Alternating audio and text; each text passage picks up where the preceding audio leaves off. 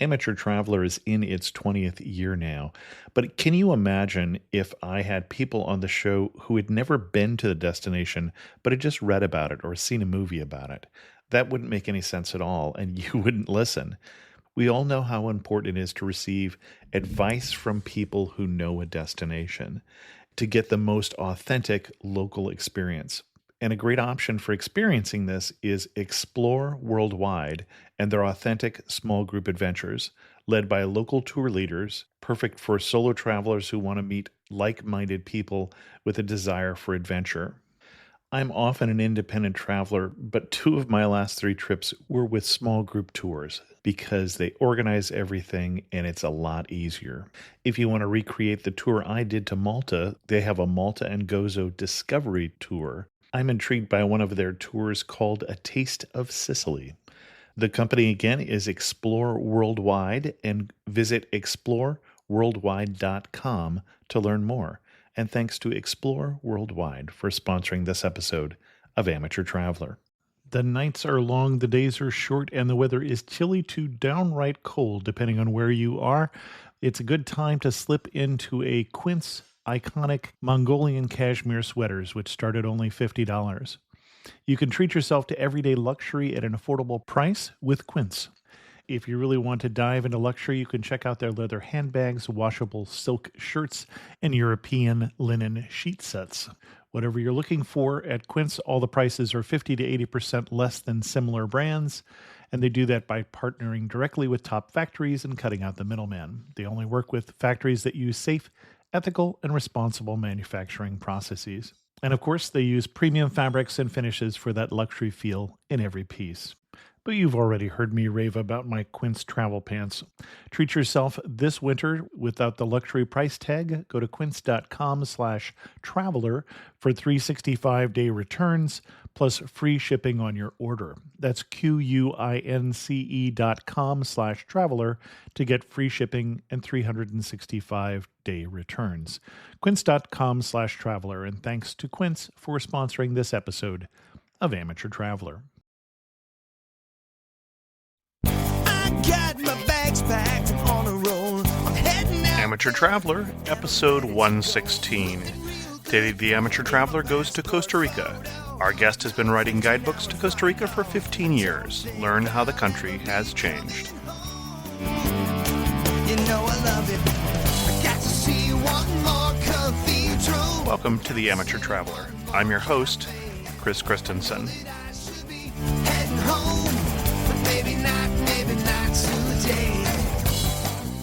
The first news story I have for you today comes from USA, from the Cruise Log blog, which talks about cruising, and it has to fall in that category of you thought your vacation was bad. The headline is Passengers Mutiny on Sapphire Princess.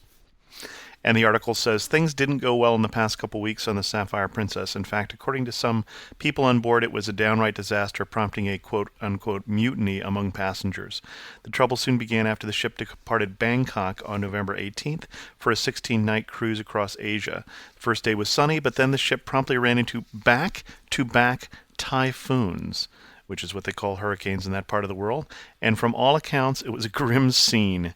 They missed half of their ports. They weren't able to stop in Vietnam at all as planned. They weren't able to stop in Taiwan or Okinawa. And the seas were so bad that the captain closed the pools and the outside decks, and everyone basically has to spend most of the cruise in rough seas in their cabins. So just remember, when you do go on a cruise, the one thing they cannot control is the weather. The second news story is more of good news.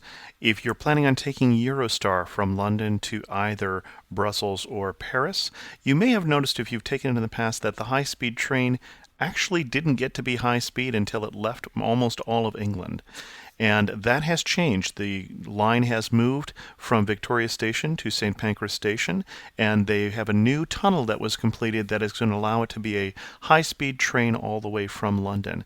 And so that will cut down your time even more, which is good news for that comfortable, efficient, and somewhat expensive ride from London to either Paris or Brussels. You can find links to both of those stories at amateurtraveler.com. I'd like to welcome to the show Harry Pariser, who's come to talk to us about Costa Rica. Harry, welcome to the show. Hello, how are you doing, Chris? Good. I'm excited to have Harry on the show because you have quite literally written the book on Costa Rica, and I have in my hand Explore Costa Rica, which is your book, and I have to say I've really enjoyed it since you sent me a copy. It is quite an extensive book about the country of Costa Rica, so I'm very pleased to have you on. Yeah, thank you very much. I appreciate the compliments. You've obviously spent some time in Costa Rica. What got you there in the first place? What's the attraction with Costa Rica with you? Well, actually, I had a publisher at the time who recommended writing a guidebook to Costa Rica because that was a destination was getting more popular. And at the time, there were only 2 or 3 guidebooks. I didn't realize that there would be 15 or 20 or however many there are at this date, some 15 years later. But that's how I originally started. As small a country as Costa Rica is, and how large is Costa Rica roughly from top to bottom? Costa Rica is often compared to be the same size as West Virginia. Okay. I'm stunned by how much you found to cover about such a country that is relatively small. Obviously, there's quite a lot of variation. If you only had a week or 2 to spend in Costa Rica, what would you recommend that people do? Well, first of all, I think that people make a big mistake by going to Costa Rica and trying to see too much, or any country for that matter. Sure. I think that it's better just to go to a couple places, pick one area out of the country. If you have to, fly there and fly back, or go by land one way and then fly back, or just go by bus both ways, or by rental car if you prefer. I think that it really depends upon your interests. Mm-hmm. I think that Costa Rica is best suited, say, to bird watchers, people who enjoy nature. You can see a lot of colorful birds. You're not going to see those large mammals other than monkeys for the most part, but you will see leafcutter ants are the only ants that farm. They pick up leaves and through a very complicated social system transmit them back to their nest and feed them to fungi who have a symbiotic relationship with them, as do many insects and plants in Costa Rica. And so these things are really interesting. I think that there are other places you can go that perhaps have better beaches, and you can certainly see an active volcano in lots of other countries. But one thing that Costa Rica has is because it's on an isthmus that is between North and South America, so acting kind of as a funnel. So Costa Rica and its neighboring countries have quite a bit more biodiversity than you find in most other countries, and especially in the tropics, because there's no winter, so things don't die. There's quite a bit of biodiversity, and there's also an astonishing amount of biodiversity per square acre, because some plants will be found in just one little patch that aren't found anywhere else, and they're continually discovering new species. And when we think about the nature in Costa Rica and we think about rainforests, for instance, there's different types of rainforests in Costa Rica, is my understanding. This is true. And these are different types of tropical forests. So this cloud forest is a little bit more stunted, fewer animals, that's up higher. And then there's tropical rainforest. There's tropical dry forest, which you find in the northwest of Costa Rica, mainly in the Guanacaste National Park and the Santa Rosa National Park. Then there's something called littoral forest, but that rainforest is really just one type of lowland forest. It's more or less one variety. I think we could think of rainforest, but there are many other varieties, and also there's quite a bit of difference between primary forest and secondary forest, and you need a trained eye to see the difference. And one of the things that I thought was interesting, one fact you had in your book, you talk in the introduction, which is 100-some pages long, covering a lot of overview of both the natural and history and such about Costa Rica. Certainly, you are a strong proponent for saving the rainforest. It comes across very clear in the book. But not for the reason that most people state of it being the lungs of the planet. So I say the rainforests are not the lungs of the planet because the mature trees produce as much oxygen as they consume, but the danger in destroying the rainforest lies with the effects on the rainfall, flooding, and global warming resulting from increasing amounts of carbon dioxide being released into the atmosphere. One of the problems is we need a rationale for things, and to me, nature is its own rationale. I think that a lot of people are in denial that man is part of an ecosystem, that we can only survive as part of an ecosystem. We have symbiotic relationship with all these microbes that are running around in our bodies, and we in fact digest our food, I believe, only because we have those symbiotic relationships. Similarly, we might not see the results right away with species going extinct, but there is an effect on other plants and so forth that require fertilization. For example, honeybees, which there are problems with, are fertilizing a lot of species, as are bats. Mm-hmm. So the relationships are much more complicated than we think, and it's not simply that, species can disappear and there are no consequences, because I think there are consequences to all of us. In addition, we don't know what medicines might be in those plants that acre is being bulldozed to build villa for retirees or whatever. Right. With Costa Rica, if someone wants to go down and they want to see some of the wonderful landscape and such, how do you recommend someone approach it? Should they just hop on a plane and head down to San Jose and wing it from there? Do you recommend going with a guide, or how would you recommend we tackle the country? I have a set of travel suggestions on my website in PDF form, but I do think that, for example, if you're on a low budget, you could plan some months in advance and try to do some work exchange with somebody. If you have the money, then I would recommend staying at one of the many rainforest lodges and try to stay 1, 2, or 3 that aren't too far apart from each other, so you don't have to spend all of your time traveling. And I would be less concerned with nightlife or with good food or things like that you can sort of find other places, and try to take advantage of the fact that there are innumerable small hotels, lodges, and community-run projects for tourists where locals have built modest lodges and take tourists in, and you kind of get to see the country view of life. So that would be my recommendation. There are a lot of expensive resorts going up there and so forth, but there isn't a real necessity to visit Costa Rica if that's where you're going to stay, because you can find that elsewhere. And for the most part, if you're going to want to see wildlife, you're going to have to get a bit muddy. You have to get some mosquito bites. You have to get up early in the morning. None of those things may be fun, but they're also fulfilling. Can you describe what was your favorite day in Costa Rica? Yeah, I can think of a really memorable day, which was one day that I hiked out to a place called Punta Mona from Manzanillo. This is a really beautiful area south of Puerto Viejo de la Talamanca on the Caribbean coast. There's a type of sustainable lodge or cooperative there, and I went by there, and I kept going, and I wanted to get out to the main road. And I passed by, and I couldn't bring myself to turn around. It was just too beautiful there to turn around, and I kept walking, and eventually I found myself in a banana plantation, and it started getting dark, and I got by this banana plantation, and it was too late to get a bus back. So this guy put me up on his bed in the banana plantation, along with his roommate who was a drunk, and then I got up early next morning, and I left. And on the way there, I passed these huge trucks with these enormous trees that have been cut down. There is a lot of illegal logging in that area and all over Costa Rica, and I don't know if that was legal or illegal, but it seemed a shame. One of the things I normally ask my guests is kind of what guidebooks they use and what do the guidebooks recommend that were a waste of time.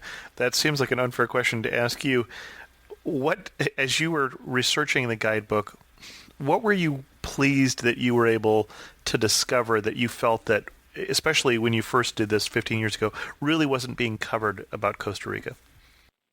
I think that some of the smaller places, and I think it's a really great thing to be able to go to places and stay at hotels that are run by locals, or some of them are run by foreigners, but they still employ locals and give locals positions as guides and so forth.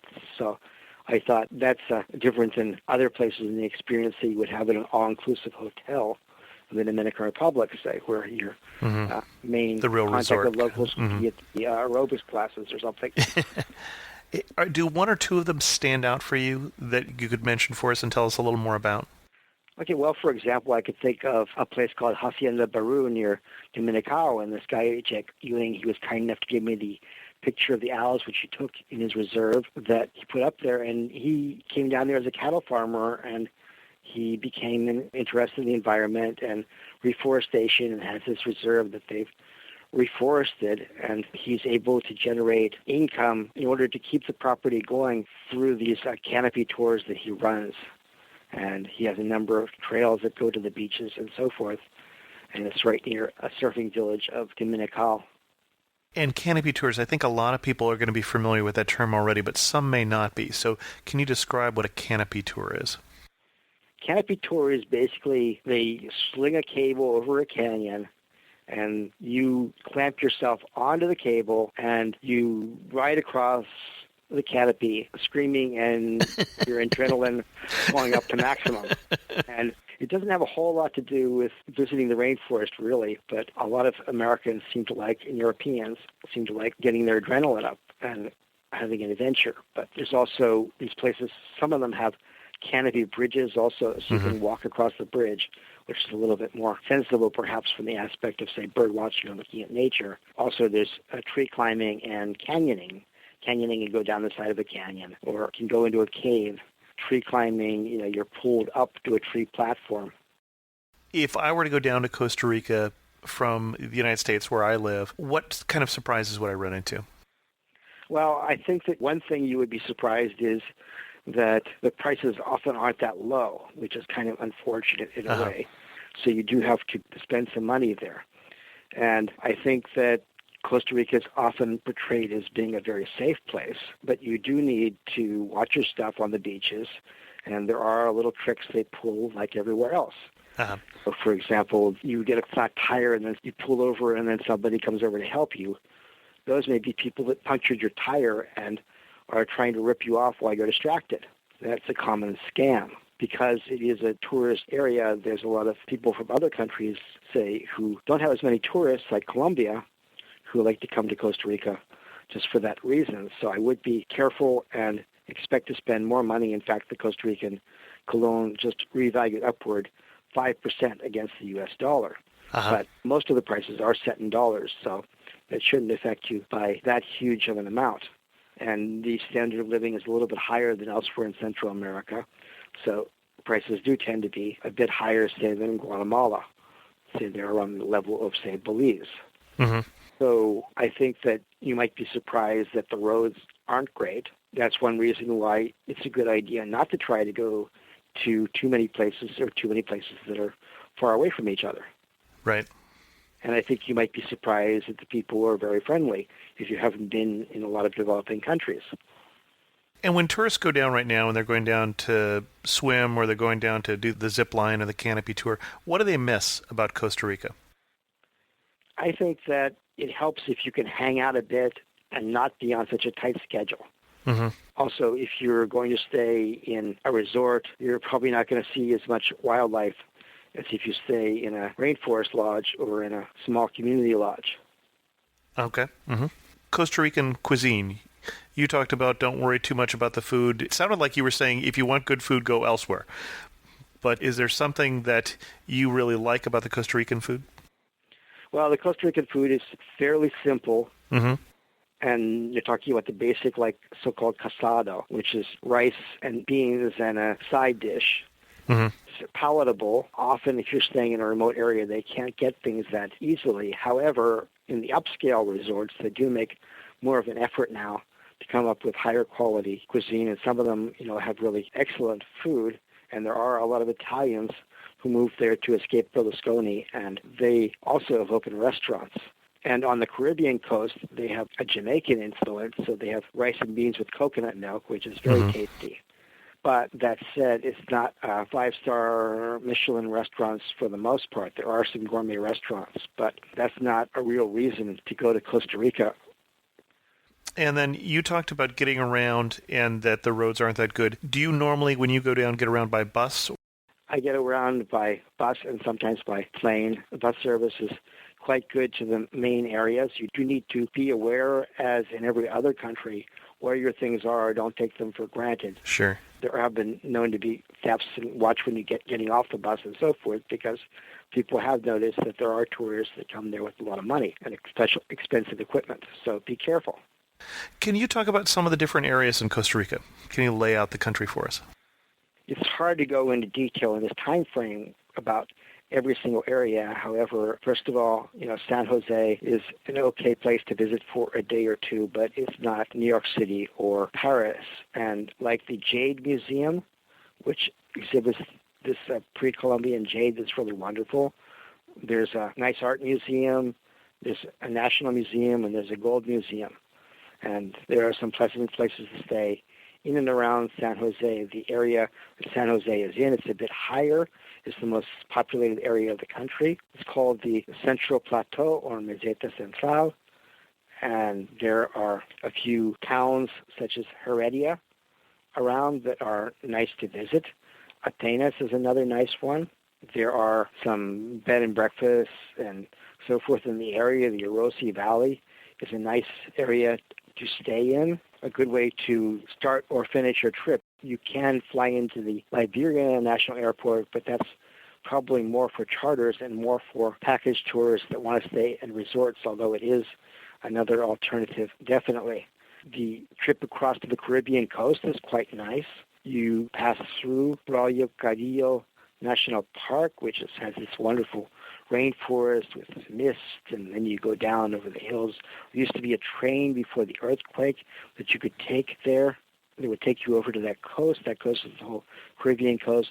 Tortuguero National Park, which is probably slightly over-touristed at this point. Canals lead up to it. There's a lot of wildlife up there. Further from there is Barra del Colorado, which is another national park, and then the town of Limon, which is not a great place to visit. And farther south from Limon are Cahuita and Puerto Viejo, which used to be only, I think you need to take a boat to get there just a couple decades ago, and now they have DSL.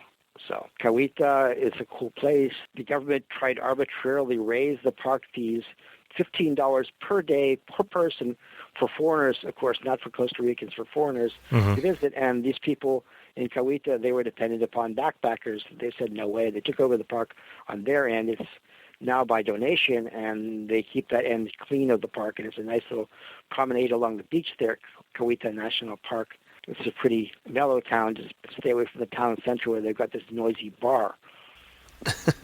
And then if you go to Puerto Viejo, that's kind of the happening spot. Used to be a lot quieter and nicer, in my opinion, but still has a lot to offer. So Puerto Viejo would be Old Port. Yes. Okay. And you can go from there down to Manzanillo, which is the entrance to the Gandoca Manzanillo Refuge there. And there's an area called the Northern Zone. It's not too far from San Jose, and there are a number of lodges up there, such as Rara Abbas, where you take a tractor. A tractor pulls a cart that you sit in for about an hour on a rough road, and then you walk for a while when you get to the lodge. That's one of the more adventurous lodges. Going towards the west, Lake Arenal, which is an artificial lake, which has become very popular largely because of the volcano, which you often can't see, but sometimes can see early in the morning, and sometimes not. But the volcano is active, so depending upon where you are, you can often see some lava flow at night, and that's quite impressive. And north of there is the Cano Negro National Wildlife Refuge. There are any number of parks and reserves in Costa Rica, and they're declaring parks and reserves all the time. However, they aren't always well funded, and sometimes they haven't even paid for most of the land in the reserve. They've just sort of arbitrarily expropriated it, but not paid the landowners, which causes a great deal of acrimony at times. Guanacaste, which is the area in the northwest, including the Nicoya Peninsula, which is probably the most cultural area in Costa Rica because it used to be part of Nicaragua.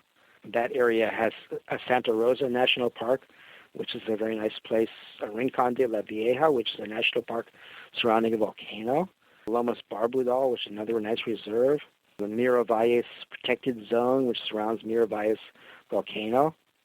There are any number of beaches along the coast. A lot of them don't have a lot of character just because they were basically small villages or people lived inland, and then the foreigners came and they kind of built these hotels. So you have more like the restaurants are in the hotels or they're run by foreigners, and a lot of them are run by Europeans. And it tends to be a little bit more expensive area of the country, I would say. Playa Nosara is one of the better surfing beach villages, and a place called Laguna Lodge has a nice reserve there. Ostionao, near it, is a place where sea turtles come to nest, and the locals have an agreement where they can harvest part of the sea turtle eggs, and they have a few hotels there. And there are a few other places like that, mostly popular with surfers along that coast. And you have to be careful because people have been known to get caught in riptides and drown.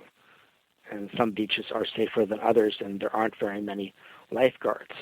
Mm-hmm. Going back to the coast, there's port city of Punta Arenas, which is not the most salubrious place to visit. And then further down the coast is Jaco Beach, which is kind of an over-touristed, not perhaps the best place to visit if you want to experience Costa Rican nature. And then going further down the coast, the south, you have Manuel Antonio, which has a national park and has a lot of hotels around there. But the park is quite small, and there are a lot of hotels. Comunicao, which is a surfing village. Further south is the Oso Peninsula, and that has Corcovado National Park, which is probably the nicest of the more extensive parks. And there are quite a few lodges around there, and you could go trekking through the park, but you need to make arrangements in advance. And there are also some places more towards the center of the country across from the Oso Peninsula there on the mainland that are more remote, including the beach village of Zancudo, which is named after the mosquito. You've been going down to Costa Rica for 15 years. You're in the 5th edition of the book. How has it changed? Well, I would say that it was less expensive when I started. There were not nearly as many hotels as there are now. There were also not as many little bed and breakfasts and lodges that really give the country its distinctiveness. Mm-hmm. I would say there was probably less crime, although I wouldn't say there was no crime. Mm-hmm. And I would say the roads haven't improved much. Well, they do get a lot of rain, at least in some areas. The Caribbean coast, that makes it a little harder. And they had flooding this year also. Yeah, they lost the road between San Jose and Puerto Limon when we were there, at least temporarily. And as we wrap this up, any particular moment you can think of when you were down in Costa Rica and you thought, only in Costa Rica could you be seeing this, doing this? I wouldn't say that only in Costa Rica, because neighboring countries perhaps have the same things. But I think, when you see a toucan flying from tree to tree or scarlet macaws or things of that nature, those are unique to Costa Rica and surrounding countries, and although there are macaws in other areas of South America and so forth. But I would say the nature is what really gives the country its distinctiveness. Well, thank you very much for being on the show, and I'll put a link in the show notes to your guidebook, Explore Costa Rica. And our guest again has been Harry Pariser. And Harry, thanks very much for being on the show. Oh, you're most welcome, and I hope your guests enjoy their visit to Costa Rica. Thanks very much.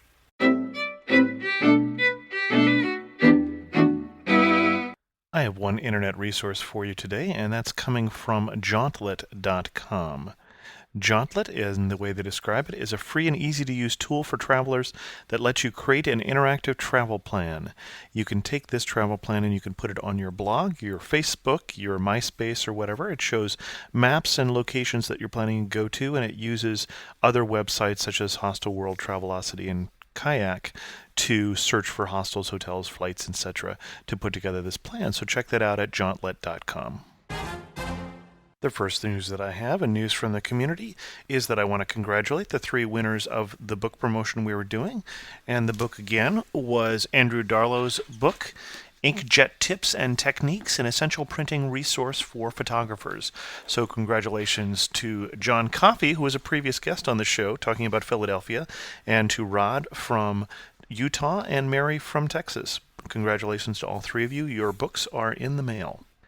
If you're feeling left out by the book promotion, or you're looking to get a copy of the book that we talked about today, about Costa Rica, all of the books that have been referenced on the Amateur Traveler can be found in the new Amateur Traveler store. So go to amateurtraveler.com, click on store, and you'll get an Amazon store that shows you all the books that the authors we've talked about, guidebooks that have been recommended by our guests, as well as some books that I've read specific to travel or to language learning that I'm recommending. So check that out just in time for Christmas.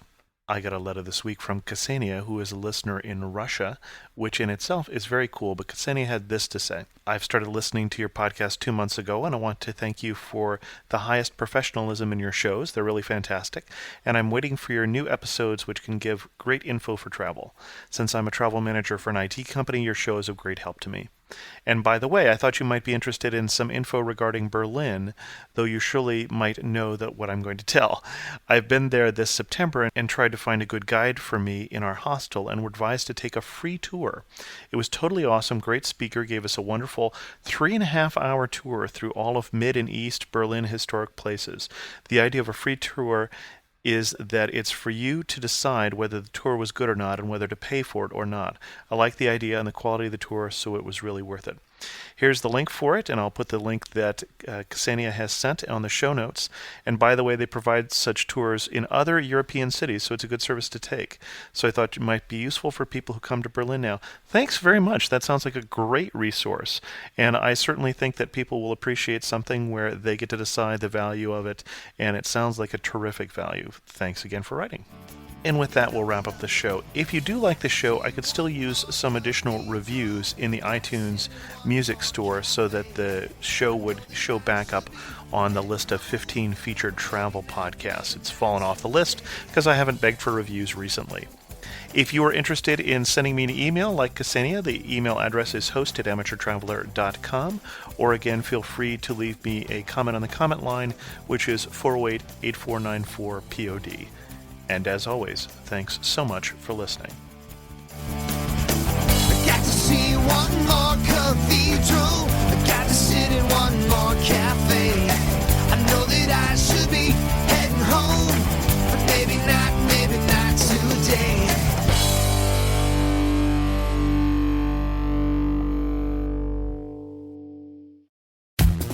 The best and the brightest, served up daily by the sharpest minds in content delivery, Podshow and Limelight.